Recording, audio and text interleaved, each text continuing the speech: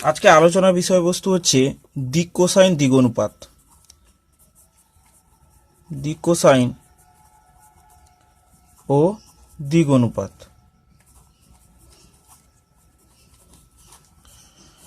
এবার দিক কোসাইন দিক অনুপাত কি জিনিস সেটা আমাদেরকে ভালো করে জানতে হবে। দিক কোসাইন হচ্ছে বা দিক অনুপাত কি জিনিস, আমরা যেরকম অভিমুখ নির্দেশের জন্য কি করি, অভিমুখ নির্দেশের জন্য বিশেষ করে ভূগোলের ক্ষেত্রে উত্তর, দক্ষিণ, পূর্ব, পশ্চিম এরকম বিভিন্ন চিহ্ন বা দিকগুলো নির্দেশ করে থাকি। যদি কোনো বিন্দু অবস্থান উত্তর দিক বরাবরও হয়, তাহলে এই দিক বরাবর হয়, তাহলে তাকে উত্তর পূর্ব দিক বরাবর বলি। তাহলে এইভাবে আমাদের দিক নির্দেশ করা হয় সাধারণত। কিন্তু ফিজিক্সের ক্ষেত্রে বা ম্যাথের ক্ষেত্রে দিক নির্দেশটা একটু আলাদা রকমের হয়। দিক নির্দেশটা কেমনভাবে হবে সেটা যদি আমরা দেখি দ্বিমাত্রিক তলে যদি দেখি, তাহলে কোনো একটা বিন্দু যদি এই অবস্থানে থাকে তাহলে তার অভিমুখ বোঝার জন্য আমরা কি করব, ওই বিন্দু পর্যন্ত একটা রেখা টানব। সেই রেখাটা এক্স অক্ষের সঙ্গে কত ডিগ্রি কোণ করে আছে তার উপর ডিপেন্ড করবে। তাহলে আমরা এখানে দেখতে পাচ্ছি কস থিটা, যদি বিন্দুটার অবস্থান এক্স ওয়াই পজিশনে হয়, তাহলে যদি আমরা এটাকে সমকোণী ত্রিভুজের মতো অঙ্কন করি, তাহলে ভূমি এক্স লম্ব ওয়াই, তাহলে কস থিটা তাহলে আমরা লিখতে পারি ওয়াই বাই এক্স। এই হচ্ছে ব্যাপার। তাহলে এইভাবে আমরা দিক নির্দেশ করতে পারতাম, কস থিটা বের করে দ্বিমাত্রিক তলে বের করে ফেলতে পারতাম। কিন্তু ত্রিমাত্রিক তলের ক্ষেত্রে একটু ব্যাপারটা আলাদা হবে। ত্রিমাত্রিক তলের ক্ষেত্রে তোমরা দেখতে পাচ্ছ যে অক্ষগুলো, তিনটে অক্ষ তোমরা দেখতে পাবে। তিনটে অক্ষ আছে, এক্স অক্ষ, ওয়াই অক্ষ ও জেড অক্ষ। তিনখানা অক্ষ আছে। তিনখানা অক্ষের ক্ষেত্রে কোনো একটা বিন্দুর ধরো এই অবস্থান বোঝানো হবে বা অভিমুখ বোঝানো হবে। অভিমুখ কি করে বোঝাবে? অভিমুখ বোঝানোর উপায় হচ্ছে সেই বরাবর একটা রেখা টেনে দিলে এই রেখাটা এক্স অক্ষের সঙ্গে কত ডিগ্রি কোণ করেছে, ওয়াই অক্ষের সঙ্গে কত ডিগ্রি কোণ করেছে, আবার জেড অক্ষের সঙ্গে কত ডিগ্রি কোণ উৎপন্ন করেছে সেটা পুরোপুরি নির্ভর করে। এবার এখানে যেরকম কসের মানটা নেওয়া হচ্ছিল, তাহলে প্রত্যেকের ক্ষেত্রে এই ওপি এর অভিমুখ নির্দেশের জন্য কোণ ব্যবহার করা হয়। তাহলে তোমরা এখান থেকে এতদূর যে কথাগুলো বললাম সেই কথাগুলো থেকে স্পষ্ট বুঝতে পারলে যে এখানে আলফা, বিটা, গামাকে যথাক্রমে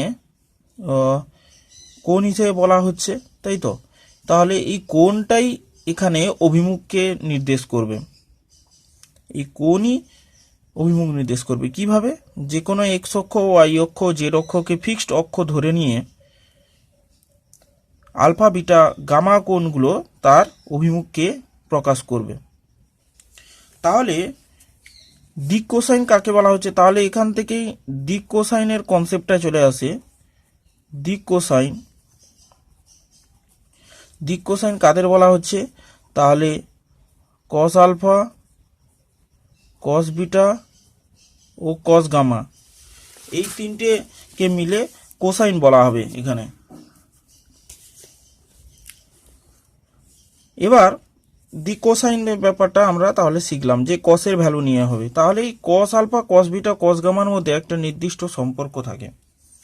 তোমরা প্রায় জানো সবাই যে কস আলফার মানটা সবসময়ের জন্য একের থেকে ছোট হয়, তাহলে এদের প্রত্যেকের মান সবগুলো হবে একের থেকে ছোট হবে। তাহলে এই ছোট মানগুলোর মধ্যে এই কস আলফা, কস বিটা, কস গামার মধ্যে একটা নির্দিষ্ট সম্পর্ক আছে। সেই সম্পর্কগুলো আমরা কি করে বুঝব? সেই সম্পর্ক প্রতিষ্ঠার জন্য আমরা করব কি, একটা ঘনক এঁকে ফেলবো বা আয়তক্ষেত্র সমকোণী চৌপল এঁকে ফেলবো।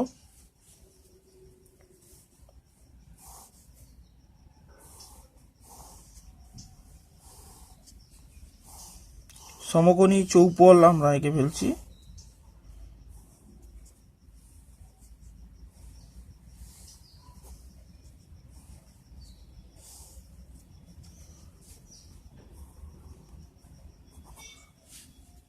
এক্স অক্ষ, ওয়াই অক্ষ, আর এখানে জেড অক্ষ, এটা হচ্ছে মূল বিন্দু। তাহলে এর সাপেক্ষে আমরা দেখতে পাচ্ছি যে কি করে এই যে ধরো এই রেখাটার ক্ষেত্রে আমি বলি, যদি ওপি বরাবর বলি, ওপি যে রেখাটা হচ্ছে, ওপি রেখার ক্ষেত্রে আমরা এখানে অভিমুখগুলো কি কি পাচ্ছি, এক্স অক্ষের সঙ্গে সেটা আলফা কোণ করেছে, ওয়াই অক্ষের সঙ্গে বিটা কোণ করেছে, জেড অক্ষের সঙ্গে গামা কোণ উৎপন্ন করেছে। এরপর আমরা যদি দেখি যে আমরা এই যে ত্রিভুজটার ক্ষেত্রে এর পি এর অবস্থান আমি ধরলাম এক্স ওয়াই জেড, পি এর অবস্থান ধরে নিলাম এক্স ওয়াই জেড। তাহলে এখানে এই যে ও পি, এখানে একটা নামকরণ করে দাও, বই অনুযায়ী নামকরণ করছি, এ বি, এটা সি হলো, বই অনুযায়ী যদি নামকরণ করি তাহলে এইটার মান কত হবে, এটার মান 90 ডিগ্রি হবে। দেখেই বুঝতে পারছো যে এই তলের বরাবর কর্ণ বরাবর আছে, তলের কর্ণ বরাবর সিপি রেখাটা আছে, তাহলে এখানে 90 ডিগ্রি, অবশ্যই 90 ডিগ্রি কোণ উৎপন্ন হবে। তাহলে আমরা দেখতে পাচ্ছি যে এখানে যদি ত্রিভুজটা এঁকে ফেলি, তাহলে দেখতে পাচ্ছি যে 90 ডিগ্রি হচ্ছে সি কোণটা যেটা আছে, এই সি কোণটা হচ্ছে 90 ডিগ্রি, ও আর পিটা হচ্ছে শীর্ষবিন্দু এবং তার ভূমির যে বিন্দু আছে সেটা। এটার ক্ষেত্রে আমরা ধরলাম আর ধরলাম। এরপর আমরা সিও তাহলে কত জানি, সিও তাহলে জানি জেড। তাহলে এখান থেকে বুঝতে পারছো, আর কস আলফা কোণটা হবে ও বরাবর এখানে গামা কোণ, তাহলে কস গামা তাহলে কত হবে, কস গামা সমান দেখতেই পাচ্ছ z by r, cos gamma সমান জেড বাই আর পাচ্ছি।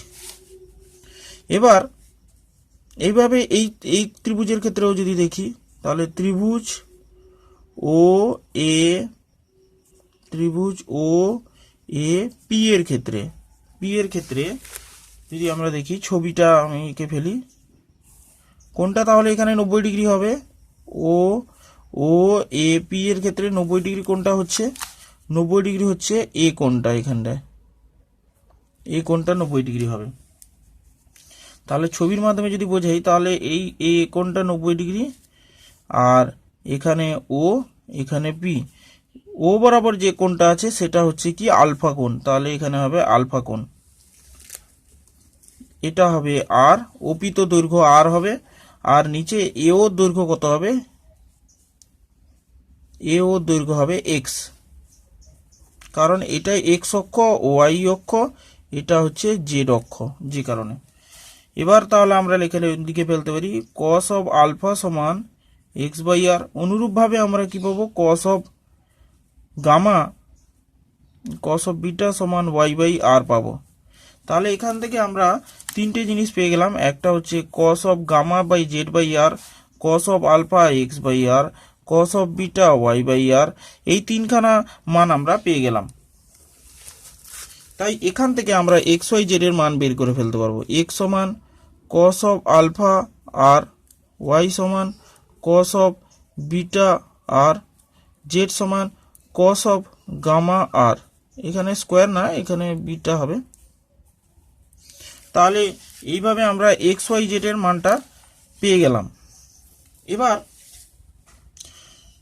প্রত্যেক ক্ষেত্রে তোমরা দেখতে পাচ্ছ যে এবার আমরা এই তিনটে যে সম্পর্ক পেয়েছি, এই তিনটে সম্পর্কের ক্ষেত্রে আমরা ভালোভাবে তাকে রিলেশনটাকে নিয়ে নেব।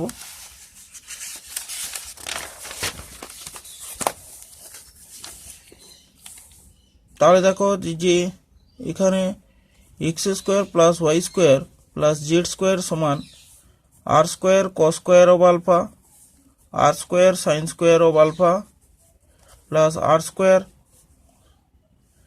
কস square of beta r square cos square of gamma.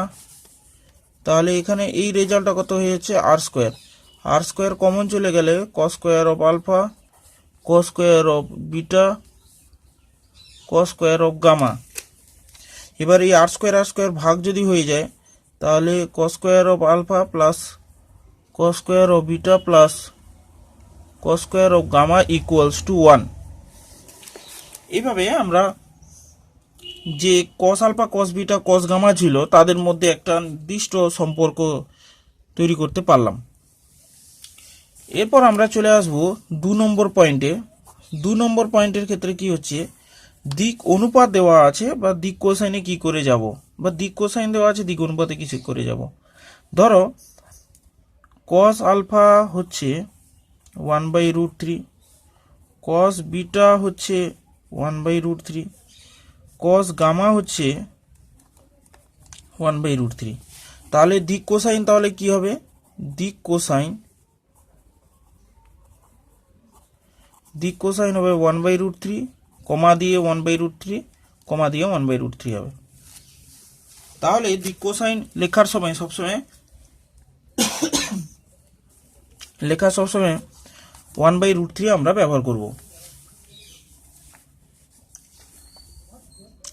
তার মানে যদি আমরা এই √3টাকে কেটে দিই তাহলে পড়ে থাকছে কত, এটা পড়ে থাকছে।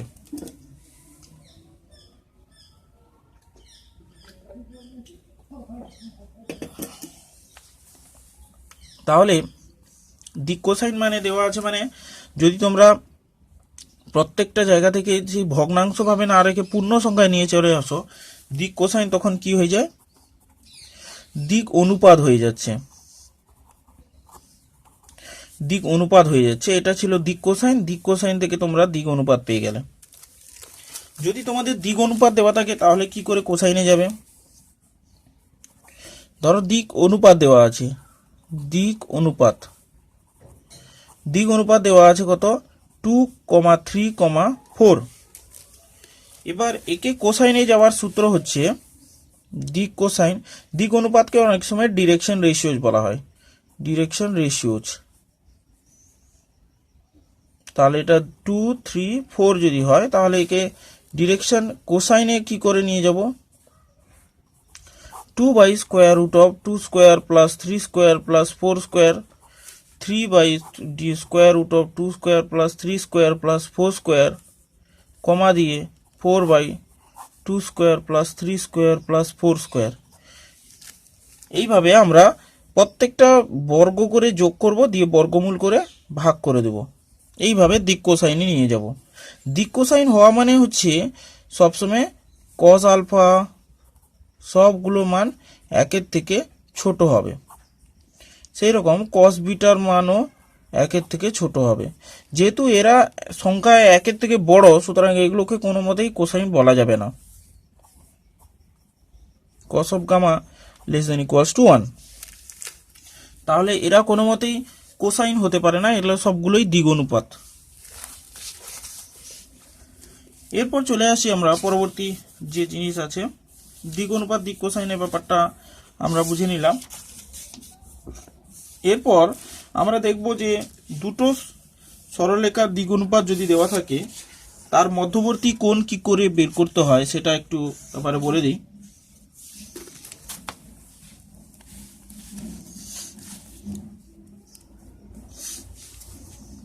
ধরো দুটো দিক অনুপাত দেওয়া আছে A1 B1 C1। প্রথম সরলরেখা ফার্স্ট সরলরেখার ক্ষেত্রে দিক অনুপাত দেওয়া আছে, সেকেন্ড সরলরেখার ক্ষেত্রেও দিক অনুপাত দেওয়া আছে A2 B2 C2। আচ্ছা, এখানে একটা জিনিস বোঝার বিষয় আছে যে দিক অনুপাত বা দিক কোসাইন লেখার সময় সবসময় কোনো ব্র্যাকেট আমরা ইউজ করছি না, না ফার্স্ট ব্র্যাকেট, না সেকেন্ড ব্র্যাকেট, না থার্ড ব্র্যাকেট, কোনো ব্র্যাকেটই আমরা ইউজ করছি না। তাহলে তোমরাও করবে না, কারণ এটা হচ্ছে তার নোটেশন সিস্টেম।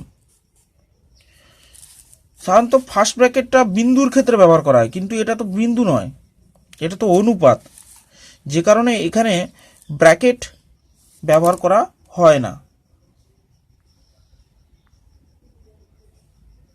এখানে ব্র্যাকেটের ব্যবহার দেখতে পাবে না। এটা অনুপাত হওয়ার জন্য এটা ব্র্যাকেট দেখতে পাওয়া যায় না। তাহলে দুটো দিক অনুপাত দেওয়া আছে। এবার এদের মধ্যবর্তী কোণ কি করে বের করব, এই সূত্রটা আমাদেরকে জেনে নিতে হবে। তাহলে cos থিটা সমান দেখতেই পাবে যে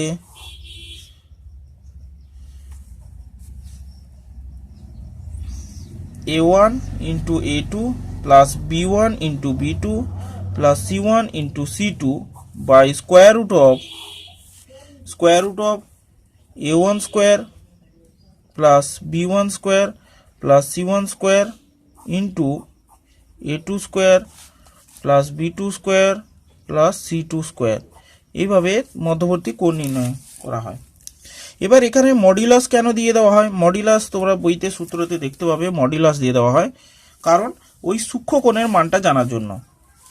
কারণ একটা দুটো সরলরেখা যখন পরস্পরকে ছেদ করে তখন একটা জায়গায় সূক্ষ্ম কোণ উৎপন্ন হয় আর একটা জায়গায় স্থূল কোণ উৎপন্ন হয়, যে কারণে দুখানা মান আসার একটা চান্স থাকে। তার মানে কি এখানে যদি থিটা হয় এখানে পাই মাইনাস থিটা আসবে। আর তোমরা অবশ্যই জানো যে কস থিটা সূক্ষ্ম কোণ হলে যদি কস থিটা পজিটিভ হয়, কস স্থূল কোণ যদি হয়ে যায় পাই মাইনাস থিটা হয়ে যায়, তাহলে সেই কোণই নেগেটিভ রেজাল্ট শো করছে। তাহলে এখান থেকে বুঝতে পারছো যে এই জন্য দুখানা মান আসে। মডিউলাস দিয়ে দেওয়ার অর্থ হচ্ছে দুখানা মানের মধ্যে শুধুমাত্র ধনাত্মক মানটাকে গ্রহণ করা হচ্ছে। এইভাবে তোমরা অঙ্কগুলো দেখবে। এবার তাছাড়া সমান্তরাল হওয়ার শর্ত, লম্ব হওয়ার শর্ত, সরলরেখা থেকে যে ভিডিওটা দিয়েছিলাম ওইখান থেকে একটু দেখে নিতে হবে, না হলে ডিলে হয়ে যাবে। ওই সেখানে যা পড়েছিলে এখানেও সেই একই ব্যাপার। যে জিনিসগুলো আমি বলেছিলাম আরেকবার ভালো করে দেখে নেবে, দিলেই হবে। এই চ্যাপ্টারে বিশেষ করে বিগত কয়েক বছরে বিশেষ কিছু অঙ্ক আসেনি, তবুও তোমাদের জন্য এটা একটা গুরুত্বপূর্ণ অধ্যায়। 2018 সালের পর থেকে এখান থেকে কোশ্চেন আসা বন্ধ হয়ে গেছে প্রায়, কিন্তু তবুও যেগুলো চ্যাপ্টার ওয়াইজ করতে হয় সেগুলো আমি বলে দিই। উদাহরণ 20 তোমরা দিক কোসাইন দিক অনুপাত চ্যাপ্টার খুলবে, দিক কোসাইন দিক অনুপাত চ্যাপ্টার খুলবে, দিয়ে 20 দাগের অঙ্কটা করবে। সব অঙ্ক করার দরকার নেই, যেগুলো দাগিয়ে দিচ্ছি সেইগুলোই করবে। 19 দাগের অঙ্কটা অবশ্যই 19 দাগেরটাও করতে হবে। 19, 20, 21 এই অঙ্কগুলো, এই যে 20, 21 যেগুলো বলছি এগুলো খুবই গুরুত্বপূর্ণ। 21, 22 অঙ্কটা যে আছে, 22 অঙ্কটা যে দেওয়া আছে এর কোণটাকে ভালো করে রেজাল্টটাকে মুখস্থ করে রাখতে হবে, কারণ একটি ঘনকের দুটি কর্ণের মধ্যবর্তী কোণের মান জানতে চাওয়া হয়। শর্ট কোশ্চেন জেনে রাখলে তাহলে তাড়াতাড়ি এমসিকিউর অ্যান্সারটা দিতে পারবে। তারপর 23 যে অঙ্কটা আছে এটাও খুব গুরুত্বপূর্ণ অঙ্ক, তোমাদের আসার চান্স প্রবল। আর লাস্ট অঙ্ক যেটা হচ্ছে 24।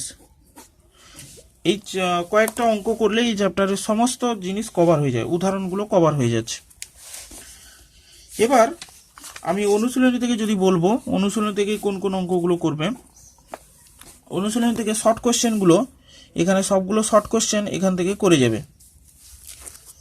শর্ট কোশ্চেনে যতগুলো অঙ্ক আছে এখানে সেই শর্ট কোশ্চেনগুলো এখানে কমপ্লিট করবে। পুরো শর্ট কোশ্চেনগুলো সবগুলো করবে। শর্ট কোশ্চেনগুলো তোমাদের পরীক্ষায় আসে।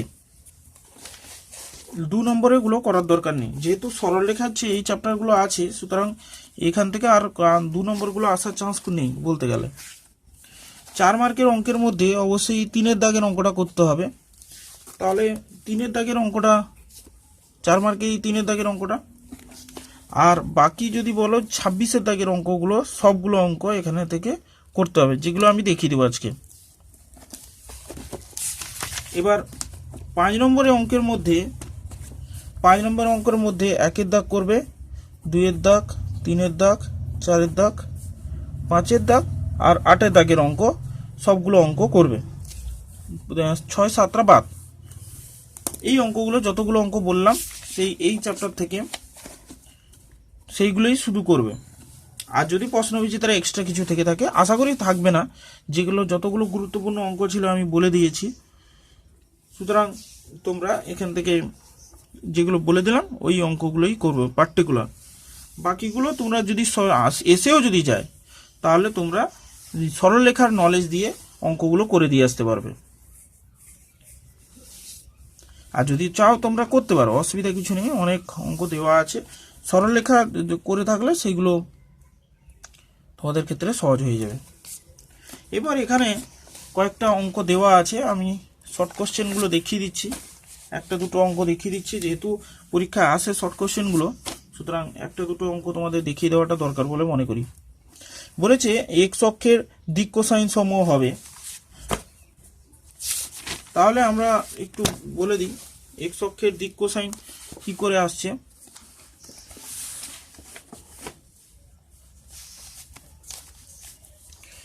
যদি আমি অক্ষর তিনটে টেনে ফেলি,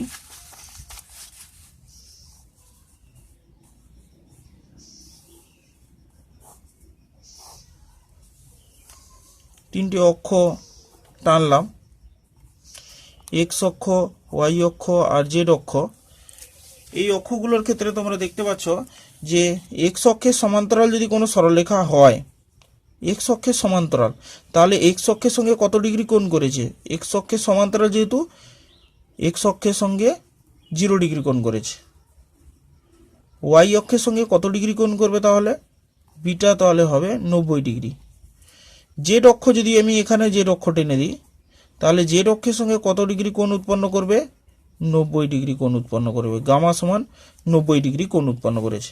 তাহলে এখান থেকেই দেখতে পাচ্ছ যে এক্স অক্ষের সঙ্গে আলফা সমান 0, এক্স অক্ষের সঙ্গে আলফা সমান 0 ডিগ্রি কোণ, ওয়াই অক্ষের সঙ্গে, তাহলে এমসিকিউর একের দাগের অঙ্কগুলো করছি 1 নম্বরে, ওয়াই এর সঙ্গে বিটা সহলে 90 ডিগ্রি, জেড অক্ষের ক্ষেত্রে গামা সমান 90 ডিগ্রি। তাহলে এখান থেকে যদি আমরা দেখতে পাই cos alpha, cos beta, cos gamma, cos alpha তাহলে কস 0, কস 90 ডিগ্রি, কস 90 ডিগ্রি, তাহলে 1 0 আর 0। তাহলে এক্স অক্ষের সমান্তরাল কোনো সরলরেখার দিক কোসাইন কত হচ্ছে? 1 0 0। তাহলে এখানে তোমরা দেখতে পাচ্ছ যে এক্স অক্ষের দিক কোসাইন হবে 1 0 0। ঠিক সেই রকম ওয়াই অক্ষের দিক কোসাইন হবে 0 1 0। দেখো এক্স অক্ষ প্রথমের দিকে থাকে, তাই প্রথমের দিক অনুপাতটা 1। ওয়াই অক্ষের ক্ষেত্রে মাঝখানে থাকে, তাই মাঝখানেরটা 1। জেড অক্ষের শেষে থাকে, এক্স ওয়াই জেড যে বিন্দুগুলো হয়, তাহলে জেড এর ক্ষেত্রে তোমরা দেখতে পাবে দিক কোসাইন তাহলে হবে কি 0 0 1, অপশন এ হবে। এবার 4 দাগের অঙ্কটা আমি বলে দিই কি করে দিক অনুপাত, এই তো দিক অনুপাত দেওয়া আছে, সেখান থেকে দিক কোসাইনে কি করে যাব।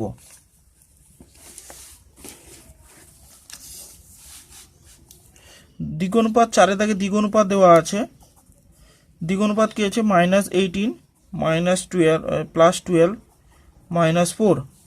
তাহলে এর ক্ষেত্রে দিক কোসাইন কি হবে? দিক কোসাইন হওয়ার পদ্ধতি হচ্ছে -18/√, তাহলে আগে একটাকে ছোটই করে নাও, -12। এমসিকিউ বলে করছি না, মানে লিখে লিখে করার কোনো প্রয়োজনীয়তা নেই। 2 9 2 আর এখানে -12। এবার এখান থেকে এর যদি একে কত দিয়ে ভাগ করতে হবে কোসাইন করার জন্য? 9² + 6² + 2²। তাহলে 81 36 + 4, তার মানে 121, তার মানে 11। তাহলে দিক কোসাইন, তাহলে ডিরেকশন কোসাইন তাহলে হবে কত? -9/11, 6/11, -2/11। এইটা হচ্ছে দিক কোসাইন। তোমরা তাহলে উত্তরের সঙ্গে মিলিয়ে ফেলতে পারো। উত্তরে হচ্ছে অপশন বি, -9/11, 6/11, -2/11। এভাবে তোমরা যতগুলো এমসিকিউ গুলো আছে চেষ্টা করবে। এটা তো cos থিটা করে নেবে, cos থিটার ক্ষেত্রে বের করে নেবে। আর এটার ক্ষেত্রে অবশ্যই আলফা বিটা গামা কোণের এখানে যদি বলে দিই যে 5 দাগের অঙ্কের ক্ষেত্রে কি বলেছে, আমি বলেছিলাম যে আলফা বিটা গামার প্রত্যেকটি কোণের মান কত হচ্ছে? প্রত্যেকটি কোণের মান 0 থেকে 360 ডিগ্রি পর্যন্ত যে কোনো মান একটা হতে পারে। সুতরাং কখনোই alpha beta gamma does not equals to 2 গামার সঙ্গে সমান হবে না। তার মানে বাকি তিনটে অপশন ভুল আছে, কারণ l square m square n square equals to 1 হবে, এটা তো কখনোই হবে না। আর অন্তর্গত কোণের মান কোসাইন, তাদের কোসাইনের ভেক্টরের গুণের সঙ্গে সমান, তাদের দিক কোসাইনের ভেক্টর গুণের সাথে সমান হচ্ছে।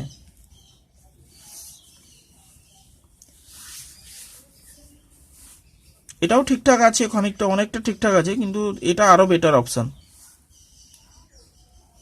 এটা সবসময় সমান হয় না, তার মডিউলাসের সঙ্গে সমান হয়, এই জন্য এই অপশনটা হবে না, এটাই ঠিকঠাক হবে, ফার্স্ট অপশনটাই ঠিক হবে। এবার এখানে বাকি যে অঙ্কগুলো দেওয়া আছে, এটা কস থিটা বের করবে, ওই যে আমি বললাম a1 a2 b1 b2 যে সূত্রটা বলে দিলাম সেই সূত্র ধরে করবে। এটা 6 দাগের অঙ্কটা।